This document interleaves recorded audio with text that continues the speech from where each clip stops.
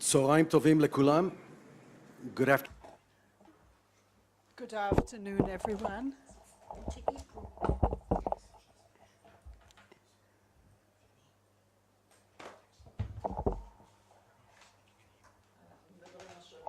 ברוכים הבאים.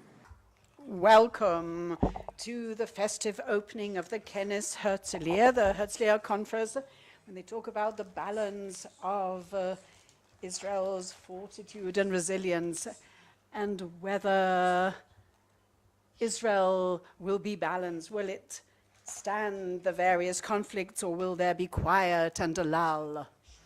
There are a number of people here who I believe are fascinating. On my right-hand side, he's speaking English. I see Professor Alex. אני רואה את הפרופסור ויזדום שהוא הפרובוסט. פרופסור בועז גנור, דיקן בית הספר לממשל. אני רואה את אחד מסגני הנשיא האהודים עליי, הגברת הילד בן עזר. מחיאות כפיים לילד בן עזר. פרופסור רפי מלניק, אחד המייסדים של המכללה של הרצליה. הפרופסור דוב טקלמן, דיקן בית הספר לעסקים על שם אריסן ואת הוד מעלתו, השגריר של מצרים בישראל. ואת ראש עיריית הרצליה. אנחנו משלמים מיסים בזמן. ואני ממש שמח לראות את הנשיא שאני הולך להציג אותו, ואת משפחת נבזלין. משפחת נבזלין, מה שלומכם? ריקי וצבי אלון, מפעלו אלטו, אני יודע שאתם כאן בפרופסור אומן רובינשטיין, גם אותו ראיתי, שר החינוך לשעבר בממשלת ישראל, ועוד חברים וידידים, שגרירים, תומכים. תודה לכולכם על שהגעתם. קשרי חוץ במרכז הבינתחומי הרצליה וראש בית הספר הבינלאומי על שם רפאל רקנטי, שבו לומדים כ-1,800 סטודנטים מ-80 מדינות, שמהווה את המרכז הקליטה האקדמי הגדול ביותר בעצם במדינת ישראל, ש-70% מהסטודנטים עולים משם למדינת ישראל. Immigrate to Israel after that, and all of us together truly fulfill a Zionist dream here in front of our eyes. Parents who would like to enroll your children in the international school, in any one of the schools in which we teach in English, you're welcome to come up to me during the deliberations here, and I'll be happy to share information with you. וכעת יש לי את העונג להזמין לבמה. It's a privilege and a pleasure for me to invite a very special person that 25 years ago founded the IDC, the first private university in Israel that has no private and non-profit and no gains, profitable gains from it. This establishment was created out of a totally abandoned military base, and it has become one of the most prestigious academic institutions here in Israel. He is not only the founder and the president of the IDC since its establishment, he is a paratrooper, a professor, and a humanitarian professor following the footsteps of Jabotinsky and Ben-Gurion. I think that this is the #1 leading academic institution par excellence in the state of Israel. Without further ado, I would like to invite our president to speak and thank you for establishing it. So I think he's definitely worthy of a round of applause for his achievement. Because without it, there would be no private university that contributes to such a degree to what it does fully fledgedly contribute every year. Thank you very much, Jonathan, and welcome to this conference. This conference, that for me it is an honor for me to open for its 18th time. It has a very adventurous kind of objective. We want to convene the most senior of the decision makers and strategists in order to bring them and consolidate them together to have a totally open, exposed kind of discussion and encounter that would bear fruit in the coming years and to impact the actual policy making in Israel, which actually was born and emanated from something which also was adventurous. And therefore the IDC, from the moment it was established, took upon itself to prepare and train the future leadership of the State of Israel. Here at the IDC, we encourage social and practical entrepreneurship. It's a very important characteristic. It is crucial and necessary for those who want to lead and be spearheads. But it must also actually lean on philosophy and true thought, sincere thought, because otherwise it would be destructive. Here today we have a very clear core and pith, which means that we feel responsibility and freedom that must be awarded. Individual freedom to initiate and create and to fulfill oneself, but responsibility alongside that for the security of the State of Israel, for all society, and for those who are the weaker links of society and cannot help themselves. If you want to know what our values are in more than a few words, I would say, please look at the very well-known manifesto, and that, of course, is the Declaration of Independence of the State of Israel. We are a Zionist establishment, and when I say Zionist, I mean Zionism in its original meaning, as formulated in the vision of Herzl and was commentated and interpreted by both Jabotinsky and Ben-Gurion. We are educating for many a year. I'm amazed to see the kind of distorted interpretation that Zionism has been given. And every year we see various bill proposals and incitement, instigation that detrimentally affects the actual basic values of the society in Israel. The police, the army, and the entire judicial system are now being targeted. The police in Israel and its commissioner are being assaulted and attacked because they start investigating various bribery and corruption that they find in the higher echelons of power. For those who actually have defended and dedicated their lives with their integrity for so many years, despite the budget and despite the burden upon their shoulders, and yet they have to fight against this rotten core that is now spreading here in Israel. So, for example, if we're talking about the various, a chief rabbi taking things, and the previous prime minister, so the police, it is incumbent upon them to face and counter this kind of rotten core, and we must back them, the police and all our security forces. Azor Azariah, he was released from prison today.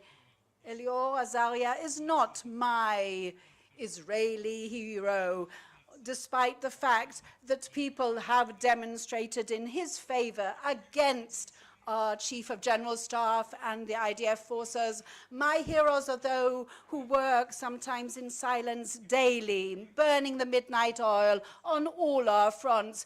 Very often they are people who one does not see, and instead of having careers that will yield such profits, and yet, despite whatever is happening around them, they believe in the ethical code, and they work according to what the Chief of General Staff dictates to them. That's the High Court is one of those again who has been led to into that kind of situation, because it took its right to actually, they say, by doing so and overturning various laws, they detrimentally affected the economy, democracy, and so many other things. And they have been this unbridled attack against them. And therefore, they are actually taking the rights that away from them, and they've been actually, they were claiming that they could override certain rules that were taking away the rights and violating the rights, the human rights and civil rights. But according to that, they say that the moment this actual overriding bill takes play, then we will see what will happen. And that is the way other democracies have deteriorated and run down a slippery slope to such a situation, to dire straits. This should be, we should return to the values of the Declaration of Independence, and we should have a constitution in Israel that should be included in it, and that is what we should revert to doing and to work from, and not to having this majority that they speak of 61. Instead, it should be a 2/3 majority. We should now put these on the back burner and see how we can live together, because ultimately we have just ourselves that we can lean on when we see all the threats and dangers that are encroaching on our borders and on our lives. And we should adhere to the Zionist measure, and we should consolidate ourselves and continue adhering to this for the sake of the future of the state of Israel and for the sake of posterity and future generations. Thank you, Professor Reichman. And now I am happy to call upon Professor Boaz Ganor, the Dean of the Lauder School for Governance, Diplomacy and Strategy, who holds the Ron Lauder Chair on the study of terrorism and who founded the Counter-Terrorism Policy Institute. Professor Ganor turned the subject of the war on terror into an academic subject, and tens of thousands of students read his book on how to fight terror. Thank you, Jonathan. Knesset member, Speaker of the Knesset, Yuli Edelstein, who's joined us, Professor Reichman, Professor Alex Mintz, our Provost,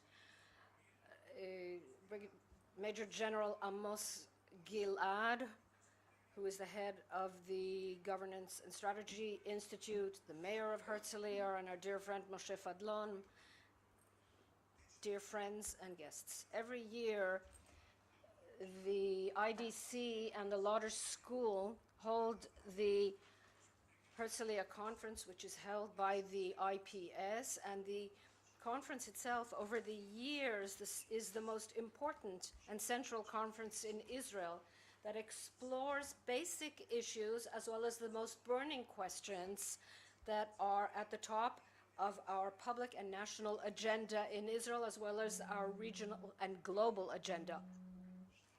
Often, these three circles of the Israeli, regional, and global are concentric circles with a shared circle and reciprocal impact. And the importance, that's why it's so important to hold this conference in Israel in a place that integrates knowledge from different disciplines.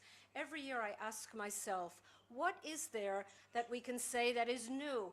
But the challenges of the past year have already been discussed, were already discussed at the previous conference. But we see every year that reality is stranger than any fiction. Every year we're surprised by the developments on the global stage. Just in the past year, Israel has found itself, as we heard from Professor Reichman today, contending with a challenge of the questions, constitutional questions, and the functioning of the different branches of power. There are additional rifts in Israeli society on the basis of different values and backgrounds, as well as an essential difference among people on various moral and ethical subjects. Enough to mention the subject of the refugees or the infiltrators. Even the terminology is different. And the reality in the Middle East has also changed very greatly.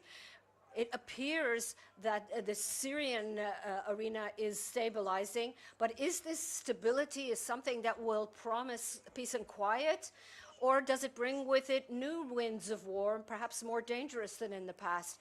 And in the global arena, we are seeing increasing tension around the change of the unipolar global system with a return to a bipolar system where the US and Russia are seeing themselves confronting one another over spheres of influence. I cannot describe even a small part of the issues that concern people in the academia, the decision makers, and thinking people everywhere in Israel and the world. And so that is why because we have such a short amount of time, I will not take up too much more of your time, distinguished audience, and I will not stand between you and the fascinating lectures that I'm sure you will enjoy and learn from on all these subjects. I would just like to take this opportunity to thank all those who participated in producing this very interesting conference, and especially the head, and I and my colleagues in the Lauder School are proud to work with him very closely. My dear friend Amos Gilad, welcome.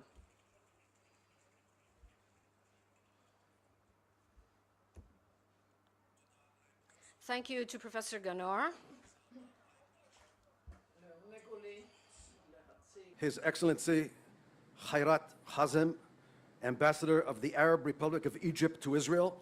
His Excellency, the Ambassador is the Ambassador of the Arab Republic of Egypt to Israel. Ambassador Khairat joined the Egyptian Foreign Service in 1982 and has since led a distinguished diplomatic career. He served as Ambassador of Egypt to Syria and to Chile, and as permanent representative of Egypt to the Arab League.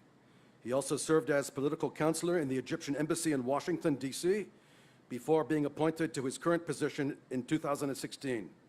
And before that, he was the Assistant Minister of Foreign Affairs of Egypt. Your Excellency, thanks for coming. Please.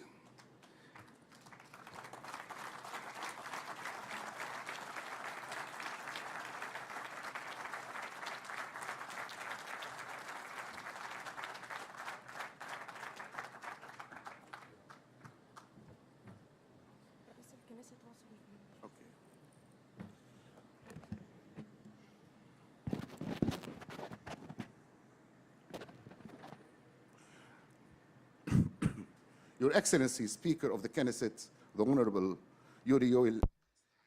היושב ראש של הכנסת, מר אדלשטיין ורעייתו, מר פדלון, ראש העירייה, פרופסור יואל רייכמן המייסד, וכן היושב ראש והחבר עמוס גלעד, הוד מעלתכם השגרירים, חברים, אורחים יקרים, גבירותיי ורבותיי. לעונג הוא לי להפנות את דבריי לכנס הרצליה בפעם השלישית כשגריר מצרים, ולדבר ולחלוק את המידע עם אקדמאים, עם אנשי ממשל, בעניינים שהם בוערים ובראש מעיינינו. בדבריי היום אני אתמודד עם כמה מן האתגרים מנקודת מבט לא מסורתית, ואני מקווה שחוקרים וגם מלומדים בכינוס זה יבחנו אותם בעתיד. כל אחד יסכים שהמזרח התיכון כיום עומד באחת התקופות המאתגרות ביותר והמורכבות ביותר בהיסטוריה המודרנית.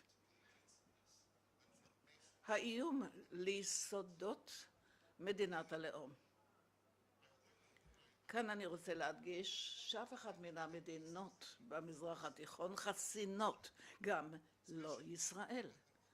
במיוחד ששורשי המחלה הם מושרשים בתוך החברה. התופעה הזו מובילה לארגונים אשר האידיאולוגיה שלהם היא קיצונית, והם דוחפים יותר ויותר לקיצוניות מימין. חשוב מאוד שכולנו נהיה מודעים לממדי האיום הזה למדינותינו ולדורות הבאים.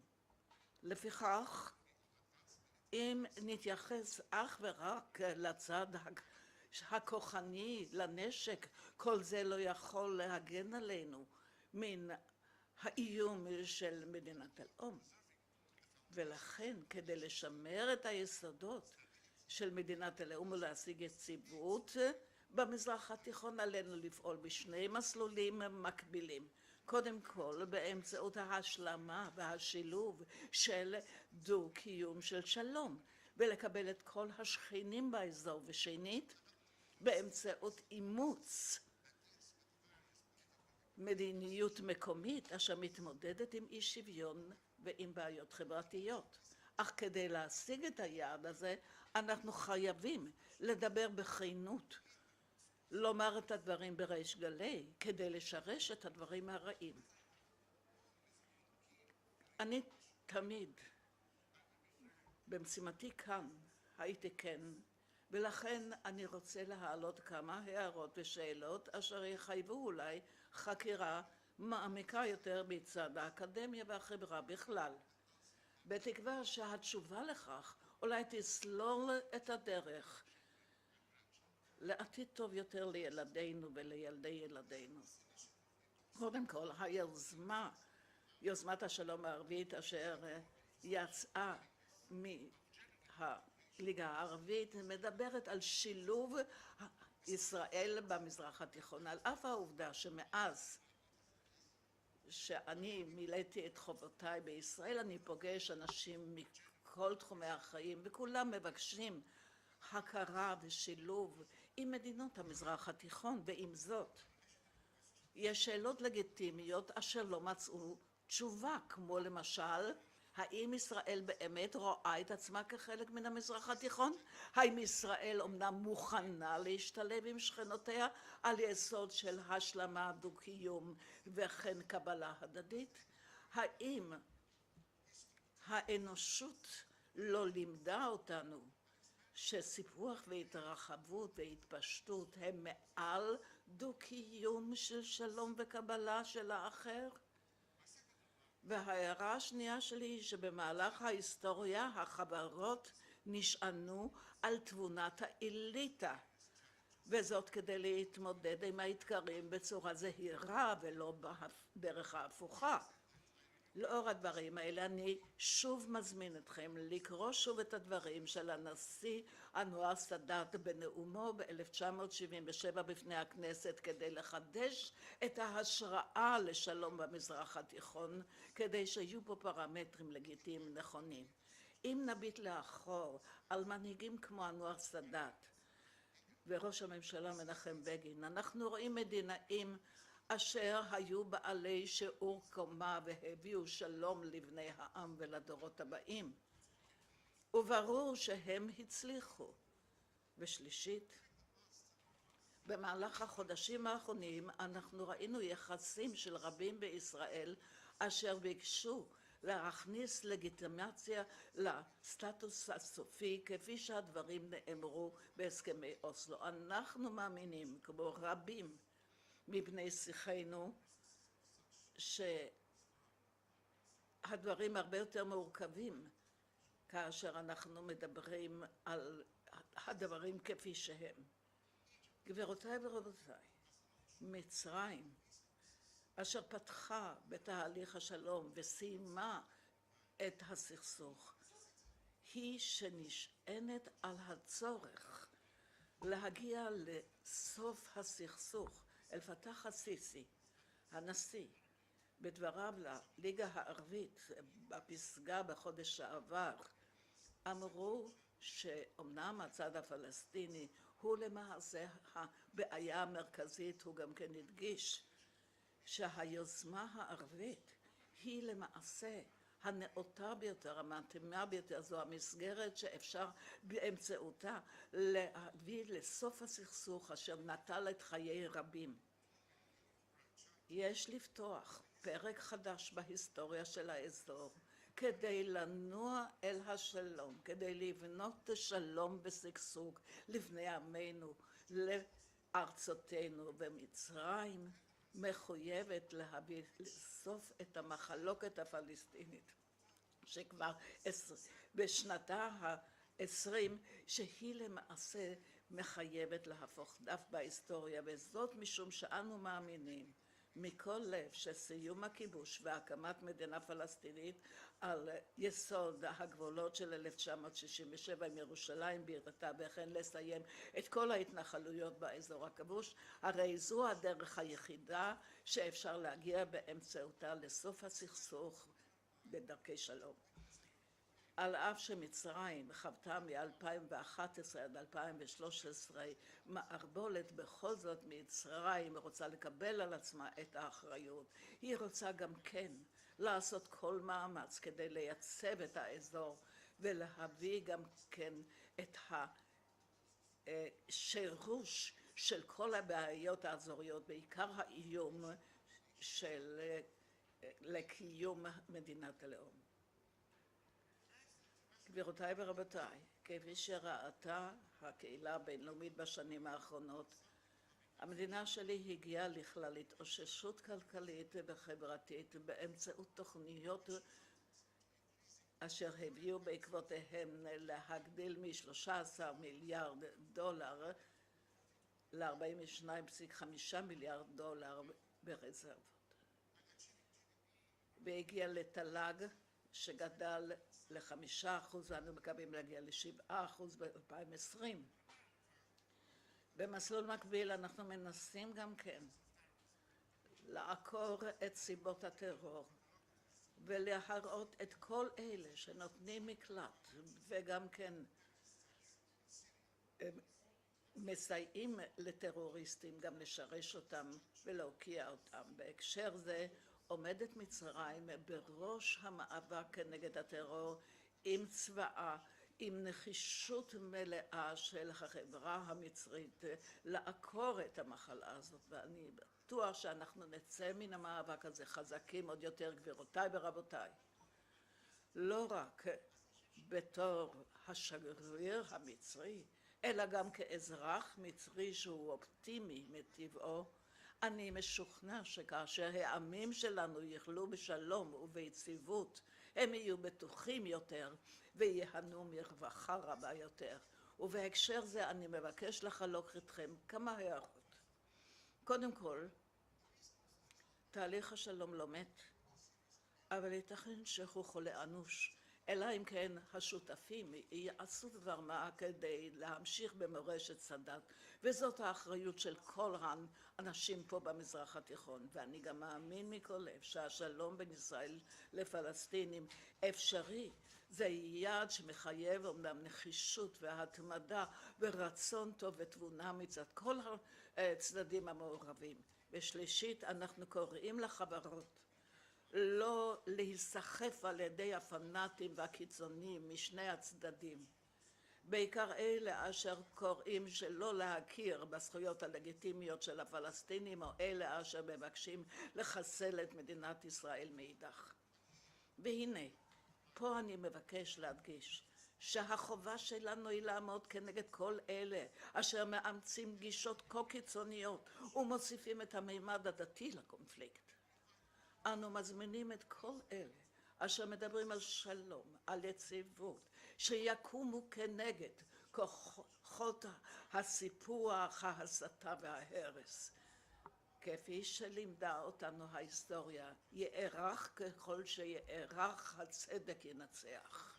גבירותיי ורבותיי, ולבסוף, אני אסיים את דבריי בציטוט מנאומו של הנשיא סאדאת בכנסת לפני 40 שנה, וזה הבסיס, זה הקו המנחה, ואני מצטט: ישנם רגעים בחיי אומה ועמים כאשר כולם יודעים שהתבונה והחזון להתגבר על העבר, על אף הבעיות, על אף הזיכרונות, ולחתור לאופק חדש. אלה שכמונו נוטלים זאת על עצמם ונוטלים לעצמם את האחריות שמופקדת בידינו.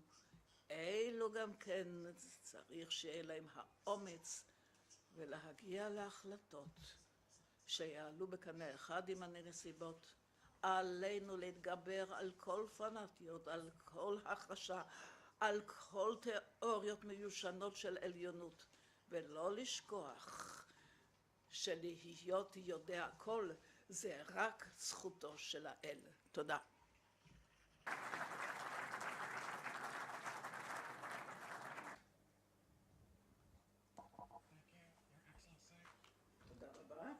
Wonderful words of wisdom. על מילות התבונה האלה. השגריר חייב לדאבוננו ללכת לאירוע אחר. אנחנו מודים לך שעל אף הזמן הקצר שלרשותך הגעת אלינו. מחיאות כפיים לשגריר שבא לכאן.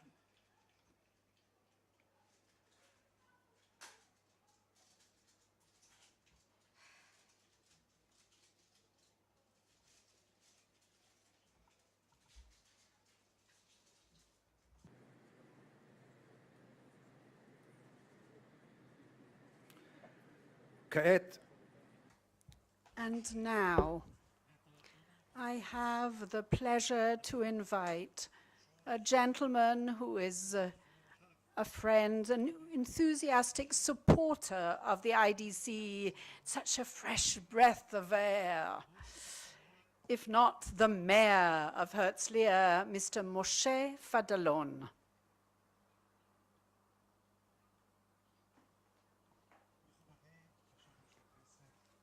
Distinguished guest, the Speaker of the Knesset, Member of Knesset, Yuli Edelstein and his wife, the founder of the IDC, Professor Uriel Reichman, distinguished guests.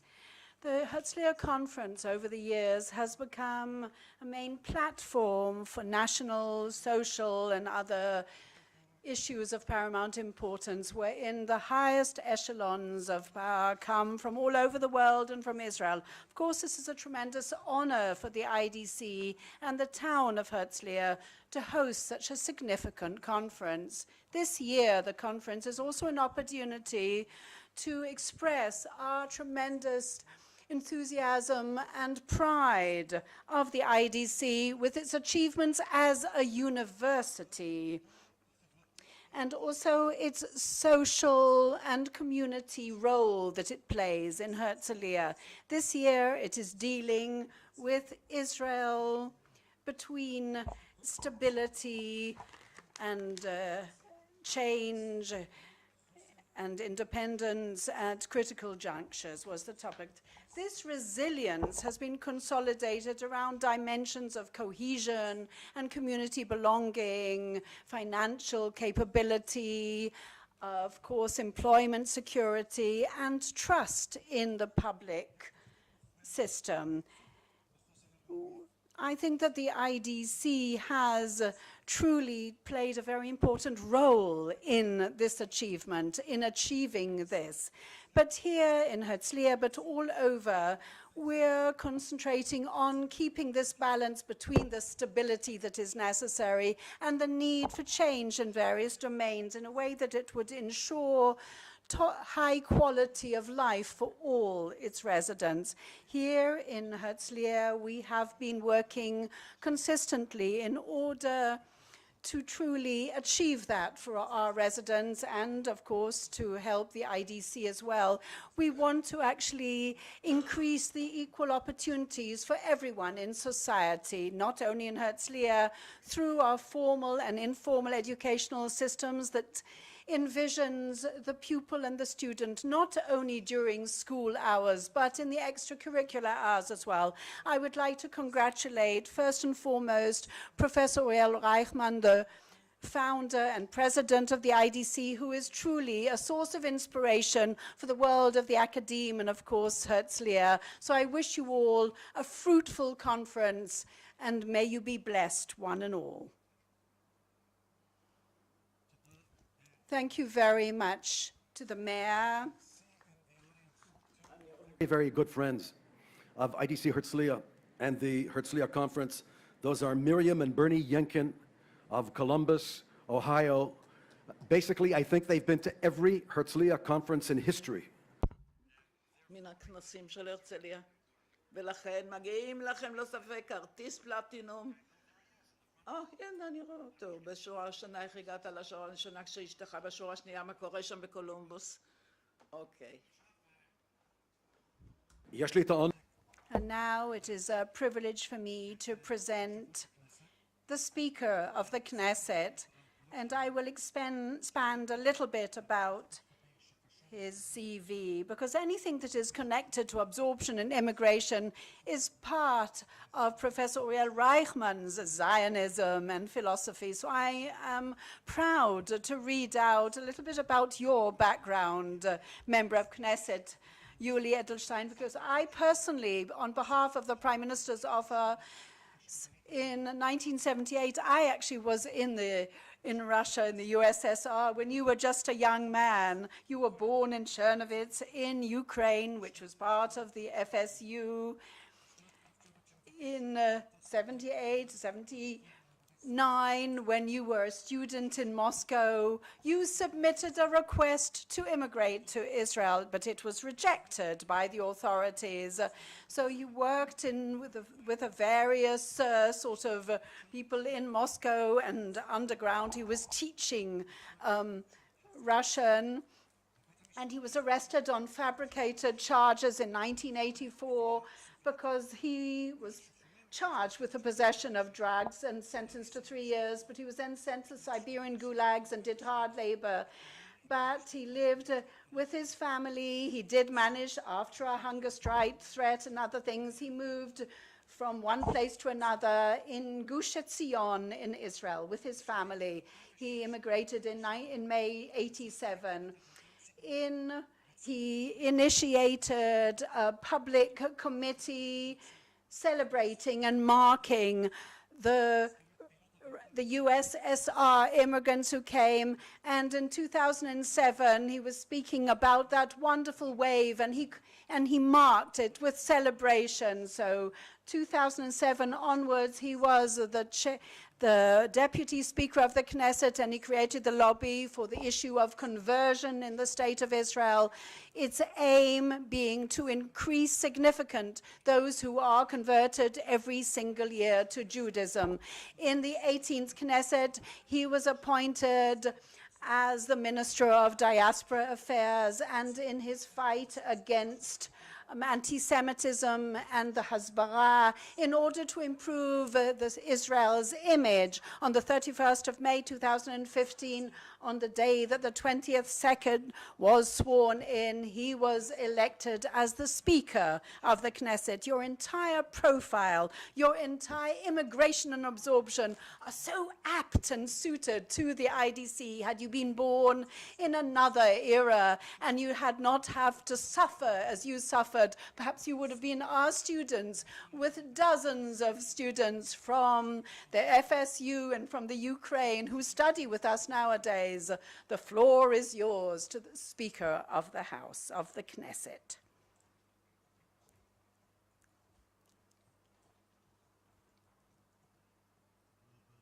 Thank you very much, Jonathan.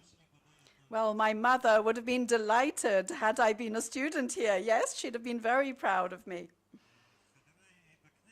My dear friends in the Knesset, with a very belligerent sort of law, I actually nulled the enumeration of all the names, but I would just like to say Mr. Moshe Fadlon, the mayor of Herzliya, and Professor Uriel Reichman, the president and founder, thank you for your warm words, and Professor Boaz Ganor, the dean of the Lauder School, and of course Major General Amos Gilad, Boaz Ganor, who also established the IPS, and the chairman of the Raphael Recanati International School, the VP of International Ties, Mr. Jonathan Davis. Thank you for all that biography. Please don't actually apologize for having to expanded on that. I really enjoyed it. You can even go on a bit more. Now at the 18th Herzliya Conference, which is 18 according to Jewish religion, it's an important year. It's Chai. And after I looked at the actual program, I understand that it is not only continuing its tradition, but it is reaching heights, new heights. In just 2 days before the IDF went into Eilat and the War of Independence ended, Ben-Gurion came to the Knesset and wanted to present the 10 basic lines of the first Knesset, the red lines, and this is how he opened his speech. We are now moving from one of the greatest sort of periods where there were tremendous acts of heroism in all fields that turned the Jewish history, in other words, of Eretz Israel, into a period where we will work tirelessly and organize things in statesmanship. And perhaps there isn't a dramatic heroism, but rather ongoing perseverance, toil, and trouble. That's the end of the quotation. Ben-Gurion knew that when one has to grapple with those things that he called the little tedious things, we also must remember moderation and patience and really do things in a long-winded way. During the days of war and glory, one cannot expect things to end with a completely clear victory that would be unequivocal. In other words, they really need leadership.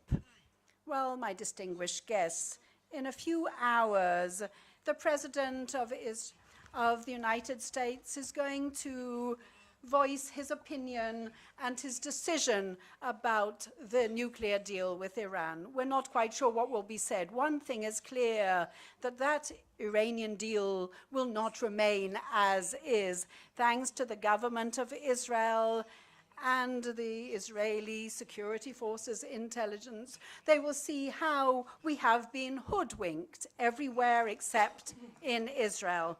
But I believe, and I said it in the past, that the Iranian deal is actually born in sin.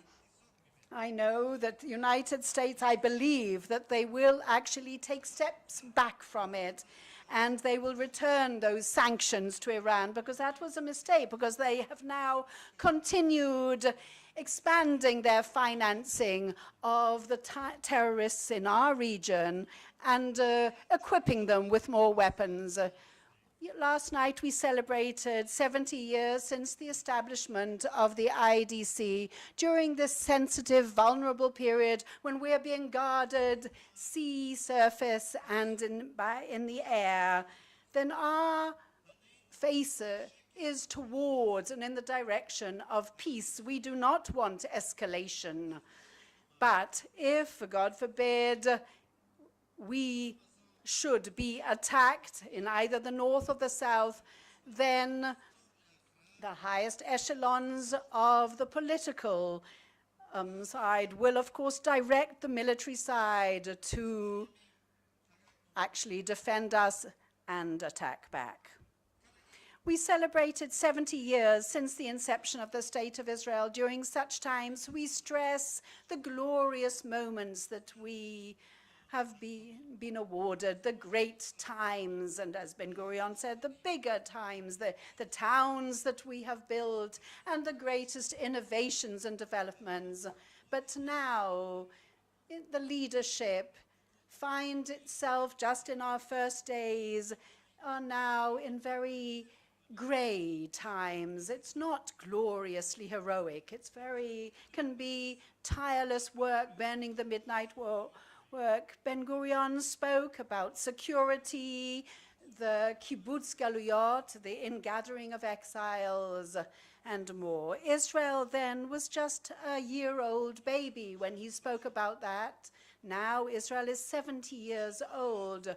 There is so much to do, so many leadership challenges ahead of us, as Ben-Gurion defined as those little tedious things that need to be achieved.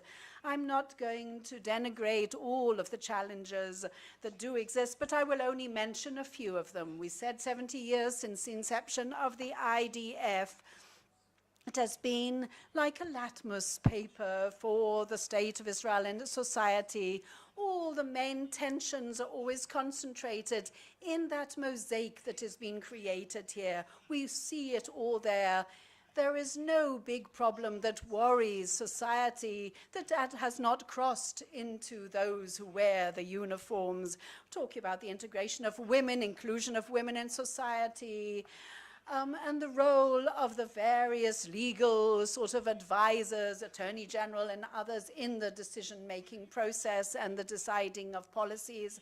But I think that the main issue has always been and still is the recruiting of the Haredis into the army. This has been accompanying us and reverberating since the inception of the State of Israel. And because of various processes that have been undergone by the Haredi society and all society, this has always been something of paramount importance. And many people seem to sort of fall into a little sort of trap by many people who try to solve it, a kind of temptation to find some kind of panacea, some kind of magic potion that would solve the problem. But very often, the components and those ingredients that could actually solve that issue, it could be a high court decision, or it could be some other process. If we achieve that, then we can immediately think we have a solution, and then at long last it would no longer be a priority on our agenda. It would be solved. But unfortunately, in their heart of hearts, they know that there never has been and there never will be a bill that can really solve that and enforce recruiting upon the Haredis, the actual recruitment of the... I'm not sure that they really want that kind of mass mobilization of all the Haredi. We all know that the most urgent need is the integration of the Haredi population into the labor market, either through the IDF or not through that. But again, instead of that, they think of new sort of magic potions, things that are totally non-implementing, possible to implement. And unfortunately, petitions to the High Court of Decisions, not only did they not solve these issues, but unfortunately, this just made the Haredis entrench themselves in a way we did not want them to entrench themselves. So this, of course, is a challenge for those little issues that need to be solved, and not because they are negligible, not because they are unimportant, but because I think putting it in the limelight, that is a mistake. There should be we should be ready to try and advance things without interviews to the media and without these enormous headlines in the papers. We ought to do so in a long-winded, persistent manner. Just recently, the session of the Knesset actually opened, and you remember what happened at the end of the last session and the last seating of the Knesset. It nearly ended with new elections. Why? Because people wanted to turn these little things into enormous sort of mountains of issues. No, they felt that those could solve it once and for all, would win really a tremendous victory. But that picture of victory we're not going to win in such a way. But by doing it over years and years of hard work, delving deeply into it with responsibility. The second challenge that I do want to mention here has for a long time been in the core and pith of our public debate, and that is the actual separation of the various arms of power. Just 2 or 3 years ago, when I would bring up in various conferences this whole issue of the separation, everyone used to yawn in boredom. Now things are improved. Now everyone shouts out vehemently. Just have a look now what has been happening over the last few months about the override bill. In the center, you have a whole group of people. Some are extremely serious, who do not succeed in talking about it that is more than just 2 words long. They talk about the end of democracy, the destruction of the petitions to the High Court, and they talk about it in such terrible words about the day of judgment. Now the governance will disappear, they say. The court will overturn everything. It'll take over. We have to bring the rule back to the public. Here, oh, I spoke in more than 2 words. Well, my distinguished guests, anyone who believe that through legislation of a bill that speaks about an override clause, whatever majority there is, we will solve all the problems between the various arms, the executional one, the judicial one, and the legislators one, believe me, that will not happen. I do not believe that the override bill will be a fascist one. Believe me, that is not the situation. But this debate has literally made me go mad. We are concentrating on one thing, and we've forgotten things that were mentioned just a few minutes ago by pure chance, Professor Reichman. That the Knesset, for example, when it actually speaks to the actual whole government, and the cabinet, for example, is not any better than the judicial review given by the High Court of Judges. The legislative arm, we are actually first class on private legislation, but there should be some kind of supervision over it, a review of it. When did we ever hear about true supervision of the members of Knesset in any committees about one of the ministries in the government? That we don't hear about. So this whole issue, and I would like to reiterate, is very important for our future here in the State of Israel. It's very important for democracy of the State of Israel. But the headlines, these people shouting out, and these sentences of these 2 words as threats have a detrimental effect. We will only manage to achieve this through long-winded processes, and only then will we be able to achieve some kind of modus operandi, not by building a wall between the various arms, but some kind of balance. If we want to sort of arm wrestle and do things like that, believe me, they only harm, and they have never had any benefit on anyone or anything. I would like to now please permit me to quote the 6th President, Chaim Herzog of the State of Israel. He, of course, worded it much better. One shouldn't delude ourselves that by changing our system, there will be a panacea that will bring about some kind of cure for our disease. Changing that without doing so fundamentally and changing our entire public sort of life and our political culture will not help changing anything. A fundamental change that can only happen with a discourse of all together and with dignity and a distinguished manner. In 1949, in March, David Ben-Gurion asked the members at the Knesset, will we be able to take this upon our shoulders, the burden of incepting and establishing the State of Israel? Well, 70 years on, I think that the answer is clear-cut. We can take this burden upon our whole shoulders and uphold it, and we have done so for 70 years, but there is a prerequisite for that. When I meet with different groups from around the world that come to the Knesset, I would say that there are 2 different kinds of groups. There are the minority groups, members of parliament, that come for a short visit to teach me and others how to create peace in the Middle East. The majority are those who come to learn about the Israeli miracle, perhaps, if we can call it. And people ask me, what is the secret? And there are a myriad of answers that one can give. But I actually do give one answer that perhaps adheres to what Ben-Gurion said.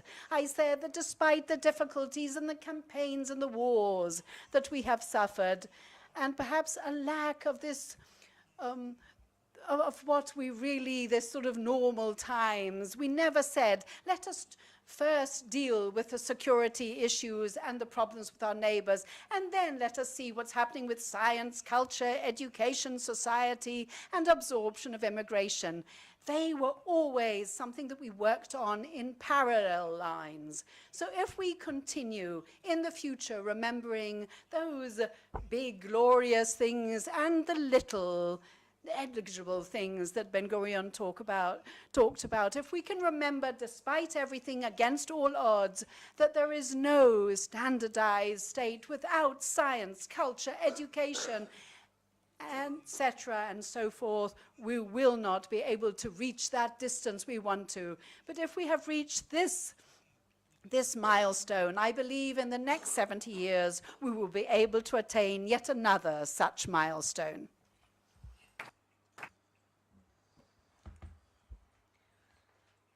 Thank you. Speaker of the Knesset. The next speaker is Minister, Knesset member Naftali Bennett. I don't see him yet in the room, but I'm sure he's on his way here. That gives me an opportunity, זה נותן לי הזדמנות לקדם בברכה את קרלוס ונבריץ' ממקסיקו סיטי שנמצאים איתנו. קרלוס ופרלה הם מעל גיל 70 והם הגיעו לכאן ללמוד במהלך סמסטר כאן במרכז הבינתחומי הזוג הצעיר הזה. בבקשה, מחיאות כפיים לקרלוס ופרלה ג'יניס, אנשים רציניים. ובשעה שאנחנו ממתינים להגעתו של השר, שר החינוך,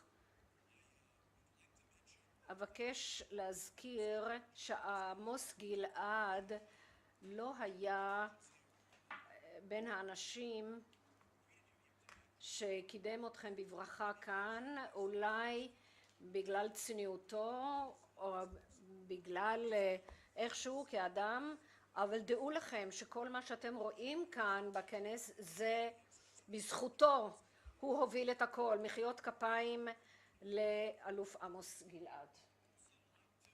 ואבקש גם להזכיר שפרופסור רייכמן הזכיר את הציונות ואת בן גוריון, וגם יושב ראש הכנסת הזכיר אותם גם, וכל מה שאנחנו עושים כאן במרכז הבינתחומי מבוסס על ציונות, ולכן יש לנו את בית הספר הבינלאומי שהם 35% מהסטודנטים, סטודנטים מ-80 מדינות שונות, ובקרב הסטודנטים הבינלאומיים הלומדים איתנו כאן יש לנו 170 חיילים בודדים שסיימו את השירות שלהם, השתחררו מהצבא ולומדים עכשיו במרכז הבינתחומי. מגיע גם להם מחיאות כפיים על כך שהגנו עלינו. אבקש גם לספר לכם שיש לנו עוד 150 חיילים בודדים שסיימו כאן את הלימודים ועכשיו משרתים בצה"ל, אז יש לנו קשר מאוד הדוק. מה שיפה כאן שאפשר לבוא לכאן וללמוד באנגלית, ואפשר לסיים את התואר הראשון או תואר שני באנגלית בלי לוותר על שום דבר, משום אתם מקבלים את תוכנית הלימודים הזהה שאנחנו נותנים לתלמידים הישראלים רק באנגלית. זאת אומרת שאתם יכולים לבוא לכאן ולעשות תואר ראשון בפסיכולוגיה או במדעי המחשב, בממשל ודיפלומטיה, בקיימות וממשל, או בתקשורת, או בכלכלה, או במנהל עסקים. כמעט שכחתי את הבית ספר למנהל העסקים, הדיקן יושב כאן. ויש לנו גם תארים שניים מצוינים שאפשר לקבל באנגלית. יש תואר שני בלוחמה בטרור, בדיפלומטיה, ותואר שני במנהל עסקים. יש לנו תוכנית חד שנתית למנהל עסקים וגם בניהול בריאות. ואנשים באים בהמוניהם משום שיש לנו מוצר חשוב שאנחנו משווקים כאן. ויש לנו גם תואר שני בהתנהגות ארגונית. כמה מכאן באים מחוץ לארץ, בתוך הקהל, נא להצביע. אז כל מי שיש לכם סבים וסבתאות, לא כל כך הרבה אולי, אבל נכדים ונכדות אולי, או ילדים שרוצים ללמוד כאן, תודיעו לי. אני אהיה כאן בסביבה. ודעו לכם גם שלפני 25 שנים פרופסור אוריאל רייכמן הגיע לכאן. המקום הזה היה במקור בסיס תעופה שנבנה עם כמה בקתות שחיל האוויר השאיר כאן. המקום שבו הנשיא יושב היום היה המרפאה, וכאשר פרופסור רייכמן הצליח להשיג את המחנה הצבאי המוזנח הזה, הוא ראה 3 מילואימניקים שאכלו לוף ממנות קרב, והם עשו מדורה קטנה במשרד שלו, מה שאמור בהמשך להיות משרדו. הם היו בדרכם החוצה, וככה נבנה המרכז הבינתחומי, ופרופסור רייכמן בנה את המקום הזה בדם יזע ודמעות ובלי מימון ומשאבים, משום שאנחנו לא לוקחים שום מימון ממשלתי ולא לוקחים מימון מהממשלה בירושלים, ולכן לקח לנו 25 שנה לזכות בהכרה כדי שנוכל להעניק תוארי דוקטור, רק 25 שנים, ולכן אנחנו בדרכנו להפוך להיות האוניברסיטה הראשונה בישראל, אוניברסיטה ללא מטרות רווח, ואנחנו מצטרפים ל8 האוניברסיטאות הציבוריות, ואנחנו עושים זאת ללא סבסוד ממשלתי. ומשום שאנחנו עצמאיים, זה הופך אותנו למה שלנו. אנחנו ציונים, אנחנו קפיטליסטים, אנחנו מאמינים בשוק חופשי, ואנחנו מאמינים ביזמות, וללא